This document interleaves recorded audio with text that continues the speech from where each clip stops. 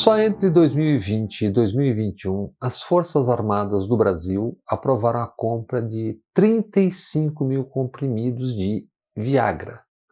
No pedido de compra, o nome científico, o princípio ativo do medicamento objeto do desejo militar. O citrato de sildenafila ou sildenafil, composição sal nitrato, popularmente conhecido como Viagra, azulão, azulzinho, etc. Pelos pedidos, fica claro que o naufrágio mais acentuado costuma se dar na Marinha, que solicitou 28.320 comprimidos de Viagra. O segundo pedido mais volumoso de Viagra foi para os senhores do Exército. Não sabemos se também para os reformados. E atenção, o plantão informa. E mais 3,5 milhões de reais para a compra de próteses penianas pelo Exército. E ainda dizem que o poder é excitante. Amigas, amigos, convenhamos, são compras mais apropriadas a uma casa de massagem. Já falei que eu sou imbrochável e também sou incomível. Os que menos pediram foram os que vivem no ar, os da aeronáutica.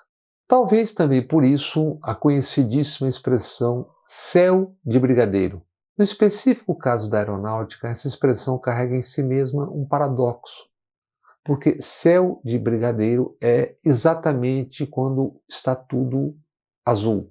A excitante informação foi trazida por Bela Megali de O Globo, via Portal da Transparência e painel de preços do governo federal. Em resposta à Bela, Marinha e Aeronáutica explicaram: o medicamento é utilizado para tratar hipertensão arterial pulmonar, HAP. As forças do mar e ar assim descreveram: é uma síndrome clínica hemodinâmica que resulta no aumento da resistência vascular na pequena circulação, elevando os níveis de pressão na circulação pulmonar. Então tá bom. Não há por que não crer. De qualquer forma, não poucos agradecerão a dissertação das Forças Armadas. Em qualquer situação que um civil tenha que explicar como subitamente surgiu o comprimido azul no bolso da camisa ou na carteira, é só sacar. É por causa da síndrome da resistência vascular na pequena circulação. E fim de papo. Tal descoberta se dá exatamente na semana em que Bolsonaro, o presidente chefiado por militares, decidiu vetar a lei de incentivo cultural chamada Paulo Gustavo, lei que previa repasse de 3,8 bilhões a estados e municípios. A Presidência da República informa: a lei não apresentou formas de compensar a despesa e que as despesas discricionárias se encontram em níveis criticamente baixos. Bem, quanto às despesas em níveis criticamente baixos, não é recomendável analisarmos aqui sem antes a certeza de que as crianças já foram tiradas da sala. Não é elegante, não fica bem tratar da intimidade alheia, menos ainda dos que tanto defendem a pátria. E só quem não é patriota se espanta com outro nível de despesas para além do sal nitrato. Falamos aqui e agora da carne. Não isso que a amiga e o amigo estão pensando desde que introduzimos o tema sal nitrato, o azulzinho e tudo mais. Falamos é da carne que os bravos rapazes e senhoras das Forças Armadas consumiram entre fevereiro deste ano de 2022 e o fevereiro de 2021. Foram consumidos 56 milhões de reais em filé mignon, salmão e picanha. No total, 558 toneladas de filé mignon, 372 toneladas de picanha e 254 toneladas de salmão consumidas pelos militares. Arredondando, 1.100.000 quilos de carnes e peixes. Haja sal, não o de nitrato, o sódio. Mas não nos percamos, voltemos à alegação de despesas com a arte e com artistas. A malta que chegou ao poder odeia arte, artistas. Eles gostam de armas. A arte para eles é o horror. Um horror porque pode tirar as cabeças das caixinhas, arrancar viseiras, são mata-burros em forma de literatura, música, desenho, pintura, audiovisual, tudo pode ser arte. Para quem tem como ter e ir, também a arte liberta. Por isso, amiga, amigo, quantas vezes em meio a um destampatório, escrito, falado, tanto faz, você não ouviu um túmpano sacar como quem saca uma arma? Porque a Lei Rouanet, criada em 91, a Lei Rouanet é um mecanismo de incentivo fiscal. A empresa que patrocina um projeto pode oferecer como apoio até 4% do seu imposto de renda e assim obter o abatimento desse valor. Pessoa física pode patrocinar o correspondente a 6% do seu imposto de renda. O Estado não dá dinheiro a ninguém, como imagina e espelhe o tumpanato. Quem apoia pode abater do imposto de renda. Ah, mas isso é renúncia fiscal, é despesa, como agora alegou Bolsonaro ao vetar a lei Paulo Gustavo. É um farsante, são farsantes, não faltam bilhões para corromper via orçamento secreto, inclusive o de militares. Quando o ministro da Defesa, o agora candidato a vice de Bolsonaro, general Braga Neto, teve orçamento secreto de 588 milhões de reais. 401 milhões enviados por 11 parlamentares para gastos em seus redutos eleitorais. Ah, mas tem o Tribunal de Contas da União, o TCU. Vejam a principal manchete dominical da Folha de São Paulo, último domingo. Bolsonaro afrouxa licitações para acelerar verba a aliados. Com aval do TCU, obras indicadas na Codevasf, controlada pelo Centrão e por correligionários de Bolsonaro, subiram 240%. Codevasf é a Companhia de Desenvolvimento do Vale do São Francisco. Polícia Federal investigar? Esqueçam. Delegados que investigavam Bolsonaro e os seus foram exonerados ou afastados. Bolsonaro impôs 1 século de sigilo sobre idas e vindas de seus filhos no Palácio do Planalto, para não se saber o que eles andavam fazendo por lá. Impôs 100 anos de sigilo sobre seus anticorpos e determinou 1 século de sigilo sobre seu cartão de vacinação. Óbvio que ele se vacinou e mente para o tumpanato, vendendo-se como macho alfa. O procurador-geral Aras, esqueçam, arando vergonhosamente em busca de uma vaga no Supremo Tribunal. A arte é despesa. E o que são pastores roubando no MEC? E o que é o governo tentando impedir a CPI do MEC? Ciro Nogueira é o ministro-chefe da Casa Civil. Só nos últimos dias, quadruplamente coroado em citações de escândalos de corrupção. Acusado de liberar a compra de ônibus superfaturados para prefeitos aliados, com sobrepreço, leia-se corrupção na licitação, de 732 milhões de reais. Acusado de usar o FNDE, Fundo Nacional de Desenvolvimento da Educação, para liberar recursos para aquisição de caminhões frigoríficos. 14 cidades comandadas pelo seu PP, 9 delas no seu Piauí.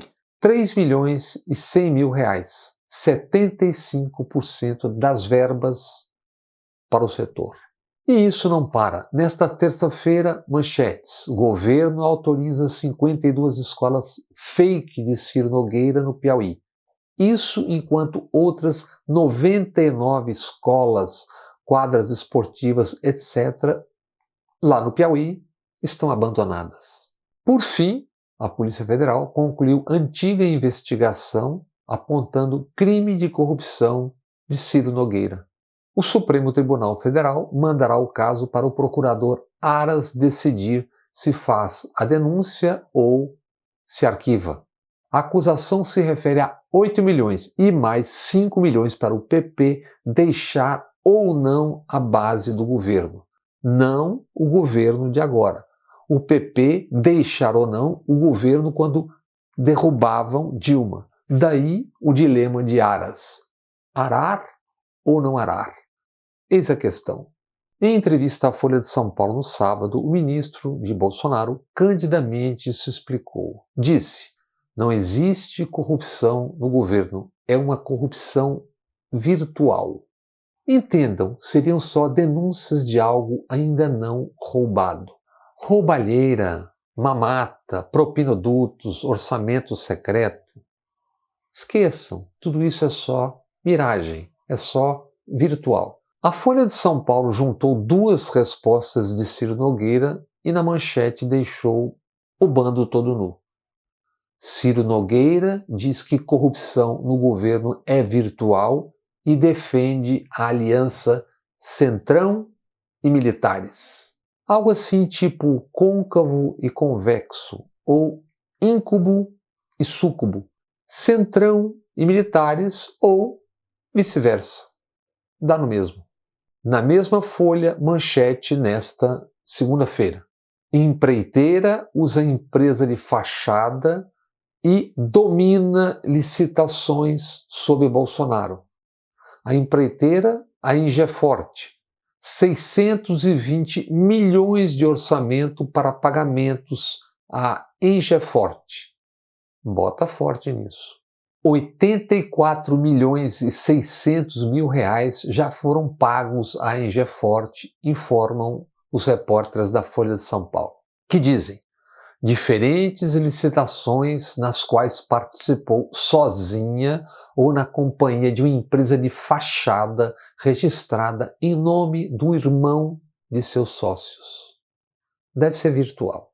A sede da Ingeforte é em Imperatriz, no Maranhão, mas, relatam os repórteres, sob Bolsonaro, obtém recursos para asfaltamento longe de sua base.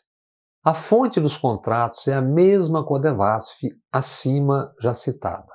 A Codevasf, uma estatal federal nordestina. Historicamente, desde o governo Sarney, a Codevasf é condomínio do Centrão. Na origem, era atenta aos municípios ao redor do Rio São Francisco.